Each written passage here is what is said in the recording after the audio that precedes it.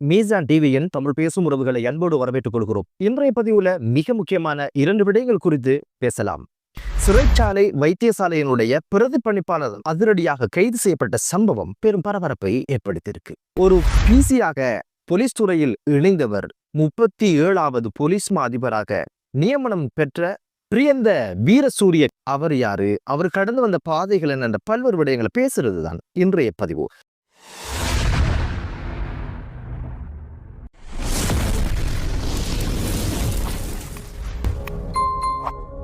வெளிக்கட சிறைச்சாலையினுடைய வைத்தியசாலையின் பிரதி அத்தியட்சகராக இருந்தவர் தான் டாக்டர் ஹேமந்த ரணசிங்க அதிரடியாக லஞ்ச ஊழல் ஆணைக்குழுவினரால் அவர் சொந்த வீட்டுல வச்சு கைது செய்யப்பட்டு 19ஆம் திகதி வரைக்கும் விளக்குமறியல வைக்கப்பட்ட சம்பவம் பெரும் பரபரப்பை ஏற்படுத்தியிருக்குது. எதற்காக ஒரு வைத்தியர் கைது செய்யப்பட்டாரு, வைத்தியசாலையினுடைய பிரதி அத்தியட்சகராக இருந்தவர் இவர் என்ன பண்ணினாரு, ஏது பண்ணினார் அப்படின்ற பல்வேறு விஷயங்கள் இப்போது வெளிவர ஆரம்பிச்சிருக்குது. நீதிமன்றத்துக்கு முன்னிலைப்படுத்திய போது லஞ்ச ஊழல் ஆணைக்குழுவினர் சொன்ன விஷயம் என்ன அப்படின்னு பாத்தீங்கன்னா ரொம்பவே அதிர்ச்சியான விஷயம். அதாவது வெளிக்கட சிறைச்சாலையின் வைத்தியசாலையில வைத்தியர்களா இருக்கிறவர் ஒரு 3 பேர், அதுல மூத்தவராக கருதப்படுறவர் தான் இவர் பிரதி அத்தியட்சகராக இருந்தவர் என்று சொல்லப்படுது. கைதிகளுக்கு நோய் வரலாம், நொம்பல வரலாம் என்பதனால அதுக்குள்ள ஒரு வைத்தியசாலை இருக்குது.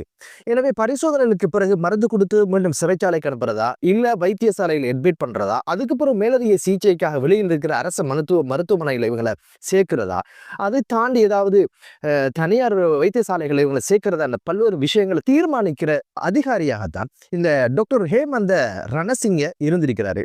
இந்த காலகட்டத்தில் என்ன பண்ணிருக்கு அப்படின்னு 2024ஆம் ஆண்டாகும் பொழுதோ ஏதோ ஒரு வசதி படைச்ச ஒருத்தர் சிறைச்சாலைக்கு போற மாதிரி ஒரு சம்பவம் நடந்து முடிஞ்சாச்சு. அவர் நோய்வாய்ப்பட்டதாக மருந்தெடுக்க போன இடத்துல அவர் சொல்லியிருக்கிறார், எனக்கு ஹாஸ்பிட்டல்ல என்ன வச்சு கொஞ்சம் சிகிச்சை பெறதுக்கான ஒரு அனுமதியை தாங்க அப்படின்னு கேட்டிருக்கிறாரு. கவனிக்கப்பட ஒரு விஷயம் என்ன அப்படின்னு பாத்தீங்கன்னா, சில பேர் ஹாஸ்பிட்டலுக்குள்ள போறதுக்காகவே நோய் வரும்.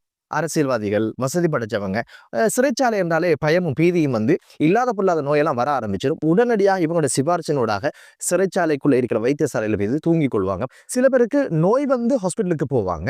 ஏதோ ஒரு வகையில இந்த மனிதருக்கு நோய் ஹாஸ்பிட்டலுக்கு போனாரா, இல்ல அந்த ஹாஸ்பிட்டல்ல தூங்குறதுக்காக நோய் வந்ததா என்பது தெரியல.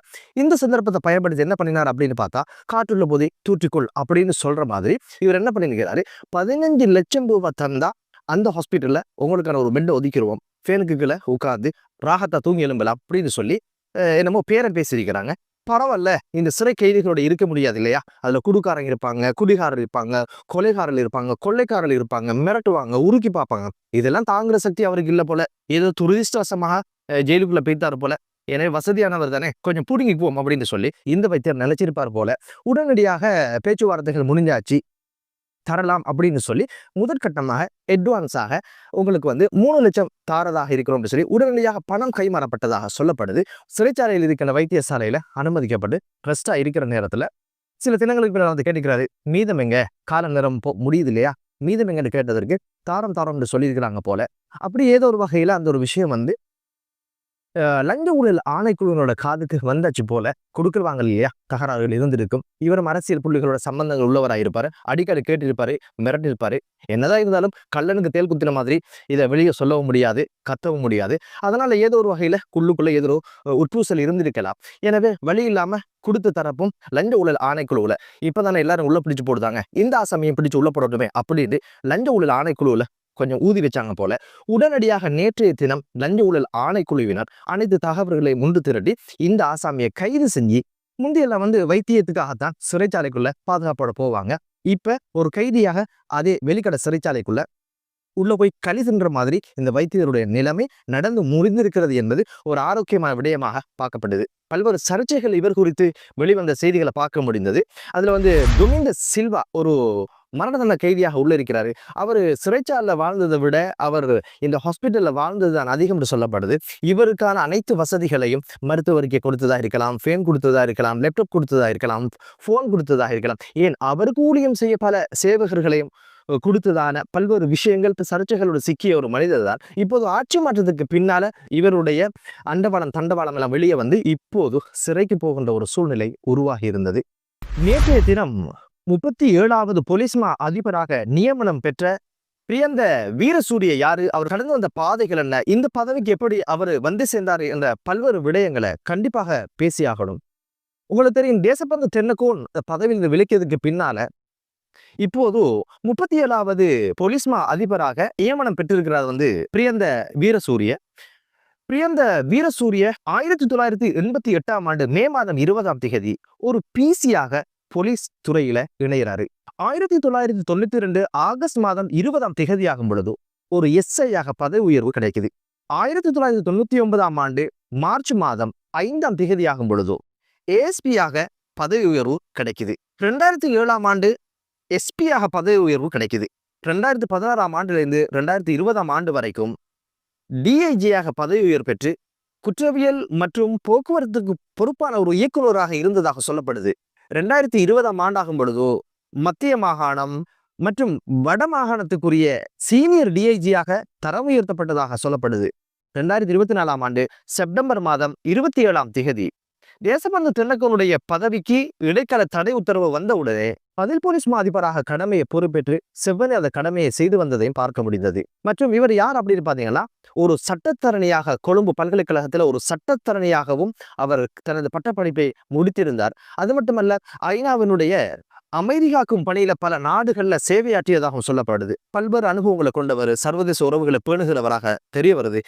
நிரந்தரமாக தேசப்பந்து தென்னக்கோனுடைய பட்டம் பதவியெல்லாம் கலட்டி வீட்டுக்கு அனுப்பியதுக்கு பின்னால போலீஸ்மா அதிபருக்கான வெற்றிடத்துக்கு நேற்றைய தினம் 37வது போலீஸ்மா அதிபராக பிரியந்த வீரசூரிய நியமிக்கப்பட்டார். எனவே புதிய போலீஸ்மா அதிபருக்கு மீசான் டிவி செவ்வனே அவருடைய கடமைகளை செய்து நாட்டில் ஒரு சுமூகமான நிலை உருவாகவும் குற்றங்கள் குறைப்பதற்கான, குற்றங்களை தடுப்பதற்கான திட்டங்களை வகுத்து அதை செயற்படுத்துவதற்கான மனோநிலையையும் அதற்கான வளங்களையும் இறைவன் கொடுத்தருள வேண்டும் என்ற பிரார்த்தனையோடும் வாழ்த்துக்களை தெரிவித்துக் கொள்வதோட 158 ஆண்டு போலீஸ் சேவையினுடைய வரலாற்றில் ஒரு பிசியாக கடமையில சேர்ந்து ஒரு போலீஸ்மா அதிபராக பதவி உயர்வு பெற்ற ஒரே ஒரு நபராக இவர் கருதப்படுவது கூர்ந்து கவனிக்கப்பட வேண்டியது. உண்மையிலே ஒரு சாதாரண தரத்துல போலீஸ் நிலைய அடிமட்டத்தில் இருக்கின்ற ஒரு பிசி தரத்துல கடமையில இணைந்து இந்த ஒரு இடத்துக்கு வரும் அளவுக்கு தனது உழைப்பால் மட்டுமே உயர்ந்திருக்கிறார் என்பது தெரிய வருது. தேசப்பந்து தென்னக்கோன் அவங்களுடைய பதவிகள் எல்லாம் அவ்வாறு கிடைத்ததல்ல. நேரடியாக 1998ஆம் ஆண்டு ஏஎஸ்பியாக முதலாவது தனது கடமையை ஆரம்பிக்கிறாரு. அப்படியே படிப்படியாக சென்றுதான் போலீஸ்மா அதிபராக அவர் கடமையில அமர்த்தப்பட்டாரு. அவர் கடமையில அமர்த்தப்படுவதற்கு பின்புலமாக இருந்த பல்வேறு விஷயங்கள் எடுத்து பார்த்தீங்கன்னா, கல்வி தரங்களோ மற்ற விஷயங்களோ சாதனைகளோ கிடையாது. வெறுமனே அரசியல்வாதிகளுக்கு கூஜா தூக்கியதுனால, பக்கவாத்தியம் பாடியதுனால, அவங்க காட்டின இடத்துல மேய்ஞ்சதுனால இந்த பதவி கிடைச்சது என்பது பல்வேறு காலகட்டங்கள்ல தெரிந்தது. 2024ஆம் ஆண்டு பிப்ரவரி மாதம் 26ஆம் தேதி போலீஸ்மா அதிபராக அவர் பதவி பிரமாணம் செய்து கொண்டாரு ரணில் விக்ரமசிங்க அவங்களினூடாக.